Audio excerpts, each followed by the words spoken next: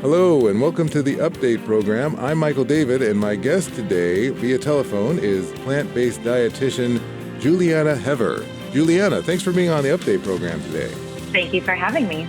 Now, a lot of people will say, when we're talking about a plant-based diet, a lot of people will say, oh, well, plants are yucky. What would you say to somebody who says something like that? I wouldn't even know where to start with that because what does that even mean? There's so many different plants. There's thousands and thousands of different types of plants. And there's basically what a plant-based diet is, one that is based on vegetables, fruits, whole grains, legumes, mushrooms, nuts, seeds, herbs, and spices in infinite tasty combinations. So there's so many delicious, nutritious ways to get these very health-promoting foods into your diet. Okay. So what exactly is a plant-based diet then? It is one that is founded on eating all these whole plant foods. So, we put vegetables, fruits, whole grains, legumes, mushrooms, nuts, seeds, herbs, and spices into delicious variations of soups and salads and side dishes and sweets. So all sorts of different things, from burritos and bowls and tacos and pizzas. You can make anything plant-based, and you could add a lot of nutrition and a lot of health benefits to your food by incorporating and eating exclusively these wonderful, beautiful foods from nature. Now, what are some of the benefits of eating a plant-based diet? Well, the only diet that has ever been shown to actually reverse advanced stage cardiovascular disease and type 2 diabetes is a plant-based diet. Wow. And that's just the top of it. I mean, not even just reversing them when they're already advanced stage. You can also reduce the incidence of these chronic diseases, reduces the incidence of hypertension, high cholesterol, high blood sugar, decrease overall mortality and mortality from ischemic heart disease, lower body mass index and body fat is associated with eating a plant-based diet. I always like to say that results are typical when it comes to reducing medication requirements, because I've worked with now thousands of people in the past 15 years, and they almost always can reduce their medication requirements, and a lot of them get off their medications entirely. Medications that they were told they would need to be on for the rest of their lives. Wow. Now, you seem really passionate about this. Can you tell us a little bit about your background in nutrition? Have you always been a vegan? Oh, no. I was raised in the standard American diet, and I was always fascinated with nutrition for a lot of different reasons. And starting with my grandma teaching me, why are we eating this banana? What's the nutrients in these raisins? Those kind of little seeds she planted. And so I started reading about it from the time I started reading. And I just kept studying and reading and learning. And when I was after undergrad, I became a personal trainer. And while I was personal training, when I first started my business, people kept asking me nutrition questions. And I didn't want to answer the questions based on, the chapter that I was given as a personal trainer, like to become certified. I wanted to know why I was saying what I was saying and all the science behind nutrition, because it's way more complicated than it seems. And so I enrolled in graduate school here at Cal State Northridge, and it was amazing. It was the most extraordinary part of my education, and I loved studying this stuff. And I ended up getting my RD, and when I graduated grad school, I started teaching plant-based nutrition. First, I started implementing it on my own self. Like, I started transitioning my diet to a plant-based diet, and I had extraordinary health benefits. I couldn't believe how much better I felt. It just cured all these lifelong things that I never thought I would be able to fix, like chronic sinus infections and chronic gastrointestinal pain and acne and, managing my weight. All those things just were ameliorated when I implemented a more whole food plant-based diet. And so then when I switched over and started teaching this to my clients, I could not believe the extraordinary advantages that just kept happening over and over again. Things like, people with lifelong asthma or eczema or rosacea or, some very minor things to some very severe things like, again, diabetes. And they seem to respond incredibly well. So in alignment with the science that's supporting it now more and more. Wow, that's amazing. Now, perhaps you can help us get our minds around the idea of eating this way. Tell us about what is the food triangle? We believe, so my partner in plants, Ray Cronice, we work together, write together, and we've been collaborating for a few years now. We believe that the number one reason people are so confused about nutrition is because of the use of protein, carbohydrate, and fat, pretty much as food groups. And we call that macro confusion. So to divert away from all of this confusion, you hear an article comes out, oh, low carb is bad and high carb is bad, so you have to eat moderate carbs, or, low fat is better than high fat, or eat all this oil for the Mediterranean diet. And all this stuff, when it starts surrounding macronutrients, it becomes completely confusing and you don't even know what you're supposed to eat. So Ray Cronice, he introduced a new mnemonic called the food triangle in his paper, The Metabolic Winter Hypothesis. And he evolved it in another paper, and then we've used it in a paper, and now it's in our books, and now it's just the way we talk about food.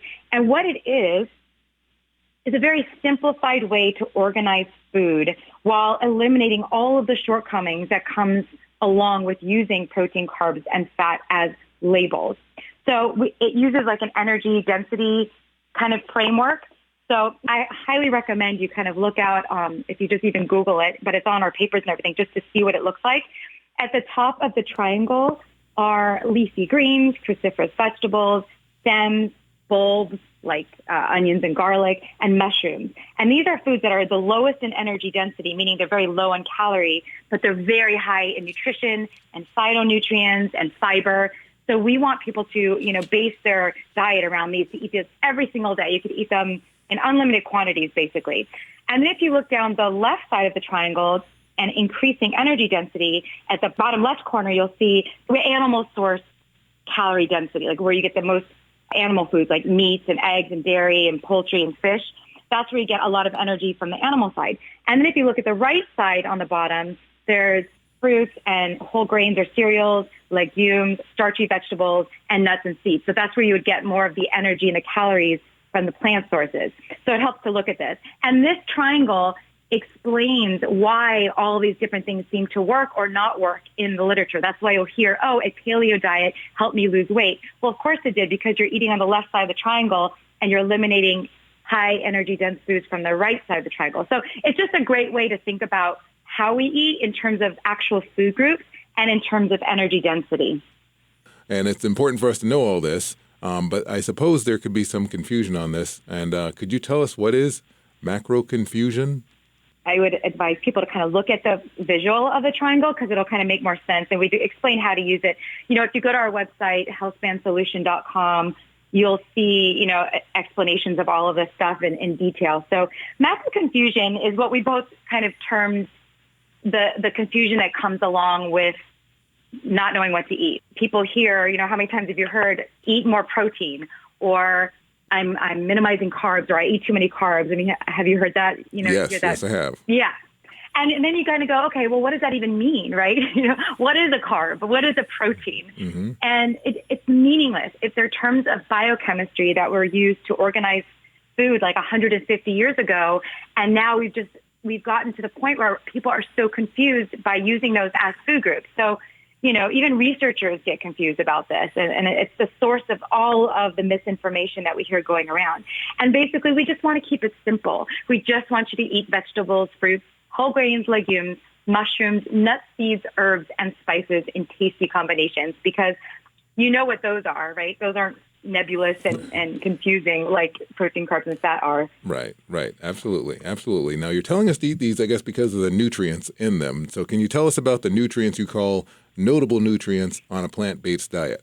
Yeah, so not only am I telling you to eat these foods because of the nutrients, because it's also, there's something wonderful about these foods in what it limits as well, what it naturally restricts. So interestingly, at 15 years as a dietitian, I had been defending the nutrient adequacy of a plant-based diet. I would go to conferences and I would speak all over the world, and I would tell people where they get their B12 and their D, and you can get enough nutrition eating plants. It's always this very defensive stance. And what was so interesting is when I came together with Ray Cronice about 3.5 years ago, he introduced me, I did a deep dive into the health span literature and the longevity research. And what was so fascinating is that there's this wonderful intersection between a plant-based diet and the longevity and health span research. The only nutritional way we've ever extended health span or longevity in all model organisms tested, from yeast and rodents, was through dietary restriction without malnutrition. So essentially, we fed these animals less food and they lived better and longer. And so I think what's fascinating about that is I'm no longer defending the adequacy, because perhaps the reason, or at least one of the main reasons, a plant-based diet is so effective at reducing chronic disease is because of what it naturally restricts. So that said, there are certain nutrients, no matter what kind of diet you're eating. If you're eating a standard American diet, you need to be aware of these things. And if you're eating a plant-based diet, you need to be aware of these specific things. And so I talk about them in terms of notable nutrient sources. So one thing that is the most important, if you're not eating any animal products, or anybody, no matter what diet you're on, if you're over the age of 50, you need to supplement with a vitamin B12. So this is not exclusive to plant-based diets, but it's really, really important, because B12 is basically made in the soil, and we're not really eating that. We're washing our produce and stuff like that, and we're not getting B12 either from anywhere when we're eating a plant-based diet. And as we get to about age 50, we stop producing all this hydrochloric acid in order to help that process get, the B12 get absorbed into our body. So B12 is something that everyone needs to focus on. I have an article on PlantBasedDietitian.com with all of those guidelines, and we talk about this, of course, in all of our books. The other nutrient that people tend to bring up a lot would be vitamin D. And what's kind of interesting about vitamin D is, again, it's not exclusive to a plant-based diet. And it's kind of become the vitamin du jour, where people around the world are kind of obsessing about vitamin D, and, that there's a deficiency. And part of it has to do with our decreased exposure to sun. Some of it has to do with, air pollution. There's a lot of different factors involved. But vitamin D is not something we really should be getting from food. We're supposed to get it from the sun. We're supposed to get it directly from our skin, from the sun into our skin, and it gets converted into the body to be an active form. That's just something to be aware of. So instead of just supplementing with vitamin D, I have my clients get tested for their serum levels of vitamin D before you start supplementing, because it is a fat-soluble nutrient. It's not as easy as B12, which is a water-soluble nutrient. So those are two nutrients that we talk about. And the other three micronutrients that I want people to be aware of when they're eating a plant-based diet would be zinc and iodine and vitamin K2. We get vitamin K, the K1, from all these leafy green vegetables and stuff like that, all the greens that we get in our diet and beans. So we're getting plenty of vitamin K1, but it turns out we may also need a source of K2. So on a plant-based diet, you're not getting a direct source of that most of the time. So we recommend a K2 supplement. And then iodine is another interesting one, because this is a mineral. Many people have problems with iodine deficiency, I don't know, maybe 100 years ago, and they started iodizing salt to make sure that people were getting their iodine, because people are having thyroid problems and stuff like that. Well, people now are avoiding salt for either, high blood pressure or cardiovascular problems, or they're using kind of fancy salts, like Himalayan salt and different kinds of fancy salts that are not iodized. So we're starting to see problems with iodine deficiency again. And the final one I mentioned was zinc. And you can get zinc from plant foods, from legumes and soy foods and nuts and seeds and oats. But because it is high in all this fiber and these phytates, this nutrient called phytates, it's not as easily absorbed. So sometimes when you're on a plant-based diet, you need to consider making sure you're getting enough zinc. So those are the notable nutrients that we talk about primarily. If you're just joining us, you're listening to the Update program. I'm Michael David, in studio via telephone with my guest, Julianna Hever. She is the plant-based dietitian. You can get more information about her at PlantBasedDietitian.com. She is the author of the book, The Health Span Solution. She did that with Raymond Cronice, How and What to Eat to Add Life to Your Years. You can get more information about that at HealthSpanSolution.com. Now, Julianna, one of the problems, especially with eating anything, no matter what the diet is getting the kids to eat certain things, because some kids can be kind of fussy. So what are the kids' foods that you enjoy eating this way? It is really tricky. I'm a mom. And in fact, this just happened tonight with dinner. And I made this new dish that was I wanted my daughter to eat lentils, and I made this whole dish, and I was so excited about it. And she was like, "Oh no, I'm not eating this." So it happens. So, I work with a lot of families and parents that are in the same situation. And of course it varies throughout the lifespan. The keys, I could say, number one thing to remember is that the children are watching you, And so the role modeling is the most important thing, and the research supports this, that if you're telling your kids eat your broccoli while you're over there eating your ice cream, they're looking at what you're doing, and that's what they're taking in. So the most important thing is role modeling, eating healthy foods. Also, what you have in the house. Like if you have the ice cream in the freezer and lots of wonderful, healthy foods everywhere else, and they go directly to the junk, but they're going to go to that. They're going to pick the ones that are sugary, fatty, all the junky foods that we don't want them to eat. So I recommend, stocking your house full of beautiful, colorful fruits and having plenty of options available all the time for them to choose from. And it depends. Some kids are picky and some kids are less picky. And it's all about just exposure. And if you keep giving them the same recipe or same ingredient in different ways over and over again, the research shows that it may take up to 20 times of exposure for them to accept it or to change their palate. But they will. Palates change, and just, focusing on trying to get creative. The other thing that works a lot is getting your children involved. So this, again, depends on their age. My daughter did a Kids Cook Monday video when she was a little girl, and we were showing how to make one of her favorite recipes. And so getting them in the kitchen or getting them in the garden, like growing their own vegetables and fruits and herbs and learning how food is produced is very, very advantageous to children. And, taking them to the market, having them pick out a recipe, having them, actually help you. That gives them kind of like a vested interest in eating those foods. So, doing your own research and finding out how to eat a healthy diet is key. And then you're going to emulate, and children will watch. Now, when it comes to switching to a plant-based diet, is it less about what you're cutting out and more about what you're adding in? I'm all about the positive and the optimistic side. So I don't want you to think about, I can't have that, because no, forget that. Let's focus on all the deliciousness that you get to enjoy. Focus on, I never had caviar lentils. Maybe I'll try those. Or, I've never had this variety. I think there's 40,000 or at least 10,000 varieties of rice that are edible. So, I haven't had black rice, or I haven't had this kind of, jackfruit. I've been spending a lot of time teaching in Thailand where there's all these exotic fruits that I had never tried. So think about all of the things that you get to experiment with and have fun. Like it's not at all about cutting stuff out and deprivation. This is about fun and exploration. And when I did this 15 years ago, there was no Google searches. It wasn't like it is now.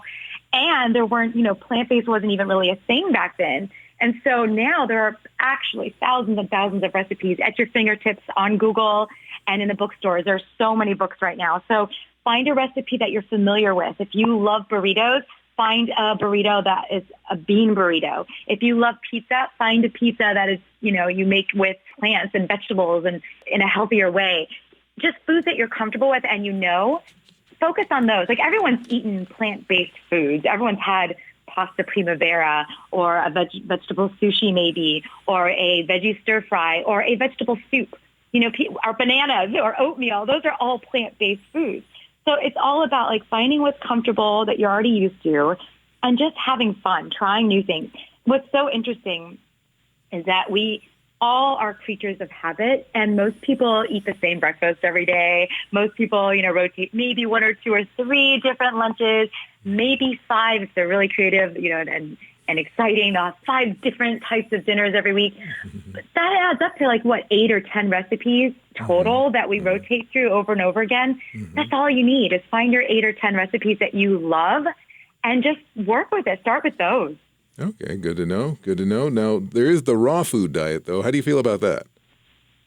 Well, there are some pitfalls. I know a lot of people that thrive. I know a lot of people, we had someone on our podcast last week, these two guys who have type 1 diabetes, and they eat just primarily fruit, and they're thriving. Their blood sugars are managed quite amazingly. So there are ways to thrive on a raw diet, but it also can be challenging. So you have to be very, very particular and really study what you're doing. But some of the pitfalls may be, having a lot of oils to compensate for the low calorie density of fruits and vegetables. So that's one concern. You could also have some teeth problems if you're eating lots of fruit. There's just things to be more mindful of, and it's just more challenging. So if you're up for it and you're really motivated, just do your homework and research the heck out of it so that you feel like you can approach it really strategically as opposed to just jumping in and then getting frustrated because it's really limiting in what you can eat. And there's nothing wrong with cooked food. Like there's no extra benefit. There's no research that shows that you'll be better off eating a raw diet versus a whole food plant-based diet that includes cooked foods, because there are certain benefits of eating cooked foods. Like for instance, there's a phytonutrient like called carotenoids, like lycopene. And when you cook it as in a sauce, like a tomato sauce or a sofrito, when you cook it throughout the day, those phytonutrients are actually amplified and they work better in your body. So there are benefits of eating cooked food, including whole grains. You have much more variety if you include cooked food as well. Are there any foods you would recommend for weight loss? So weight loss, we have a weight loss transformation company, and our clients lose 0.6 to 0.8 pounds of body fat a day. Everyone does. We've put this into a very strategic formula, and it works always, because we say it's always the food. It's not you're not broken. And we don't talk about, you don't have to eat more. Like I see these headlines that say, eat this food for weight loss. But in reality, the whole idea of weight loss is you need to eat less for a certain period of time, go into weight loss mode, and lose the weight. You can lose weight eating Twinkies. You can lose weight on drugs. You can lose weight with depression. Like there's so many ways to lose weight. So it's not what you're adding into your diet. It's a mindset. It's a psychosocial mindset. And we do it healthfully by using a whole food plant-based diet. So it's not like you need to have a special magic food. There are no magic foods or superfoods that help you lose weight or help you do anything. It's what the overall diet looks like that matters the most. Yeah, I agree. I mean, I've lost weight recently, and definitely changing what I eat was a big part of it. And I definitely eat more plants now than I ever have before. But I wanted to ask you, though, that's a good information about weight loss, but what if somebody wants to do the plant-based diet, but they want to do something where they're going to gain muscle mass? Are there any foods you would recommend for people who are looking to bulk up and gain muscle? So muscle is built in the gym, not in the kitchen. I want people to go to the gym and work on their workouts. So coming from a personal training background and working with a lot of people, it doesn't really matter. You're going to need to eat more calories to support growth. And that comes, you stimulate appetite by going to the gym and working out harder and stronger. And then the benefits of eating a plant-based diet when you're trying to do this whole process is that you're eating these foods, you're flooding your system with phytonutrients and stuff that helps, with performance and recovery. And it's just like the most wonderful way to eat when you're trying to build up, because it's tough on the body. Like working out a lot is hard on the body. You're constant in a state of inflammation and repair. And a plant-based diet supports that incredibly well. So overall, you're just going to need to eat more food to support your workouts. But the most important thing is to start with the workout and then fuel accordingly. Now, what if somebody is actually listening to this and they're thinking, you know what, this gal is right. I should do this, but I had a T-bone steak last night. I had a bacon and sausage this morning, and then for lunch I'm going to have a hamburger. I would like to do this. Everything in my house is all meat products and animal products. What are some first steps I can do from where I am right now to start moving slowly into this plant-based diet? Well, I would say first, start searching. You could pick up our book, Health Span Solution. There's 100 recipes in there. Look for a recipe that sounds really good to you. There's, eggplant rollatini or smoky lentil stew or, baked sweet potatoes with pistachio gremolata, or we have all these sriracha stuffed mushrooms, like a whole wide variety of things that may sound kind of familiar or sound really appealing to you. And go out and get the ingredients and try it. And if you love it, put a little heart on it or however you like to do it, put a little sticky note on it and mark that. And that's one of your recipes. And then, just continue to do that until you just add to your repertoire about 8 to 10 recipes to start with. And that's all you need.